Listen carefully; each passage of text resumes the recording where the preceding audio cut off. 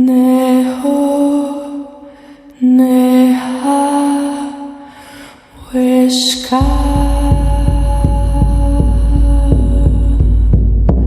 tiku, neho, neha, wishka, tiku anna. कैसा लग रहा हूं मैं? बढ़िया लग रहा हूं ना? तो आज मेरे नए लुक के साथ, मेरे नए व्लॉग के साथ आपके सामने फिर से कम बैक हुआ। Welcome to back to my channel और मैं आपका जहिता वही आरजे ओमी आप लोगों के साथ हूँ। आज मैं बाइक राइड कर रहा था, तो हमेशा मैं अपने नए लुक में रहता हूँ। आज कुछ यूनिक लुक में आया हूँ आप लोगों के सामने। तो ये लुक आपको अच्छा लगा है तो यार कमेंट सेक्शन में जाके बताइएगा। हम हमारा व्लॉगिंग करने वाले हैं डूंगरपुर से। मेरी जो सिटी है मैं जा रहता हूँ, वहां से 10 या 12 किलोमीटर जाना है मुझे। और कहाँ जाना है वो बंदा मुझे लेने आ रहा है। जिस बंदे के पास मैं जा रहा हूँ वो बंदा मुझे लेने आ रहा है। आप शायद उसको पहचानते हैं। तो सीधे बीच का नजारा देखते हुए मैं आपको ले जाता हूँ जहां पर मैं जाने वाला हूँ। और जिस ब्लॉग को मैं कंप्लीट करने वाला हूँ वहां थोड़ा सस्पेंस भी बनता है मेरे भाई। और ये मैंने क्यों लगाया है आप जानते हैं, बाइक पे अपने जो बाल हैं हवा से गुलछा जाते हैं तो मजा नहीं आता। तो अपना थोड़ा स्टाइलिश होना बनता है यार। बिंदा स्टेशन का स्टाइलिश होना इसीलिए बनता है कि अगर मैं स्टाइलिश नहीं हूँगा तो आप मुझे कैसे देखेंगे।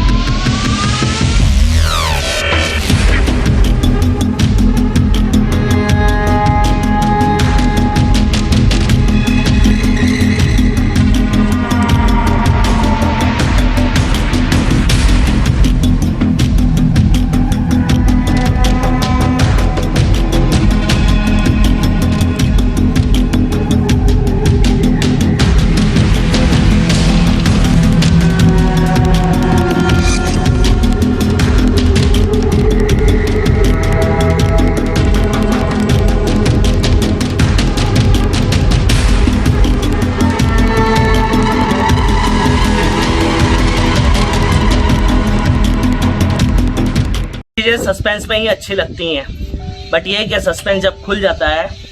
और अगर मैं आपको बता देता कि मैं आज जा रहा हूँ देशी दबंग नरनिया के पास। आपने देख लिया इनको, और कितने जने जानते हैं देशी दबंग नरनिया को? अभी जो मैंने बोर्ड बताया देशी दबंग नरनिया का, नरनिया लंदन, तो ये लंदन का क्या माजरा है यार? काफी टाइम से मैं भी सोच रहा था क्या बहुत पहले से चल रहा है। वो पहले से चल रहा है। आपको इसके बीच में नज़ारे कैसे लगे? क्योंकि आज हम यहाँ पर आए फार्म हाउस पे। इनके मामा जी का फार्म हाउस है, वहां पर आए।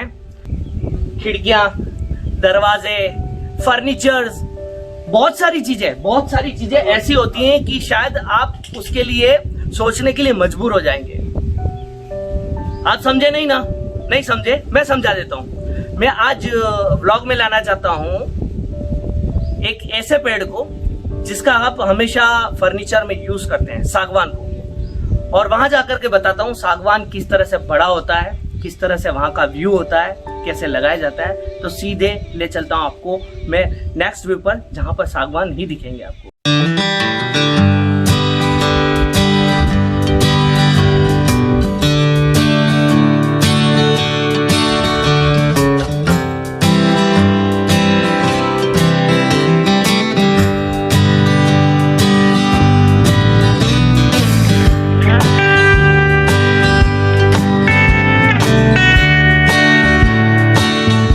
जो पौधे थे उसको तैयार किया गया, सागवान के पौधों को।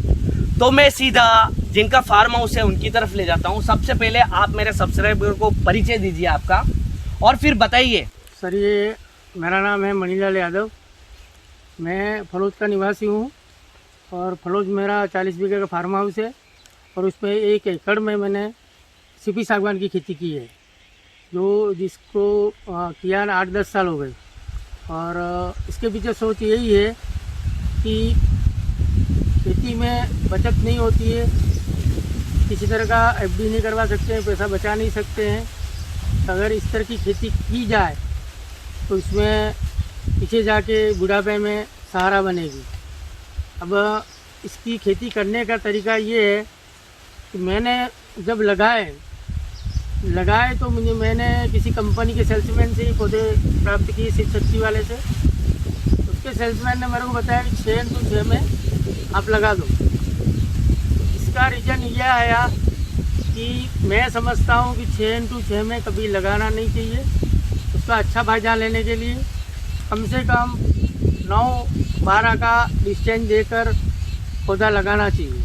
2x2 का गड्ढा होना चाहिए, उसमें वर्मी कंपोज या डीकम्पोज का खाद डालना चाहिए और गर्मियों में उसका भरपूर पानी देना चाहिए। और पानी देने के बाद में उसका पूरा ध्यान रखना पड़ता है, उसकी कटाई छटाई करनी पड़ती है। अब कम से कम मेरे पास पौधा तैयार है 11-12 साल का। वो कम से कम पौधा आज की तारीख में 12-15 हज़ार रुपये का जाएगा। मैं समझता हूँ ये 15 साल का 16 साल का हो जाएगा, 25 से 30 हज़ार का वो मेरा पौधा जाएगा। मैं समझता हूँ ये मेरा बुढ़ापे का सहारा बन गया। इसी सोच के साथ मैंने लगाया है। मैं समझता हूँ आजकल खेती टुकड़ों में है, लोग कम करते हैं, खेती पे आधारित नहीं है। लेकिन अगर इस तरह की खेती कोई करे तो मिलिया दुबिया है, सीपी सागवान है और मागुनी है।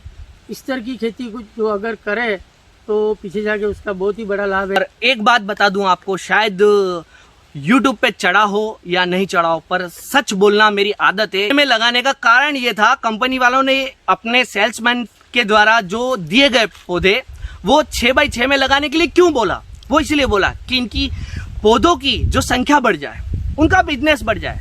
पर अगर आपके पास थोड़ी सी जमीन है या थोड़ी सी ज्यादा है, यानी कि 1 एकड़ हो या 1 एकड़ से ज्यादा आपको इसकी खेती करनी है, करिए कि आप किसी की बातों में मत आए, सीधा अपना दिमाग अप्लाई करें और सब कुछ सर्चिंग करके आप 12x12 में ही लगाएं या 9x12 में लगाएं, ताकि इनकी ग्रोथ ज्यादा बढ़े।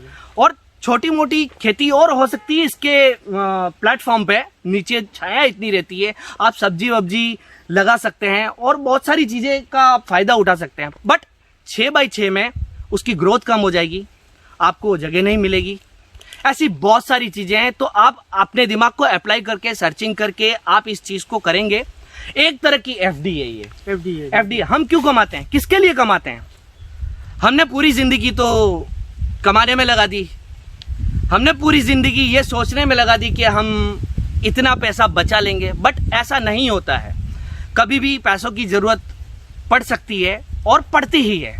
तो हम क्यों ना, अगर कृषक हैं तो अपना कुछ जमीन का पार्ट लेकर के इस प्रकार की खेती कर लें, ताकि हमारे एफडी में कन्वर्ट हो जाए। जब बच्चा बड़े हो रहे हों तब हमें ये थोड़ा सा एक सहयोग दे दें इस चीज़ का। बाकी ऊपर वाले की दया, कुछ काम रुकता नहीं है और काम करने वाला ऊपर वाले के रोकने से रुकता नहीं है।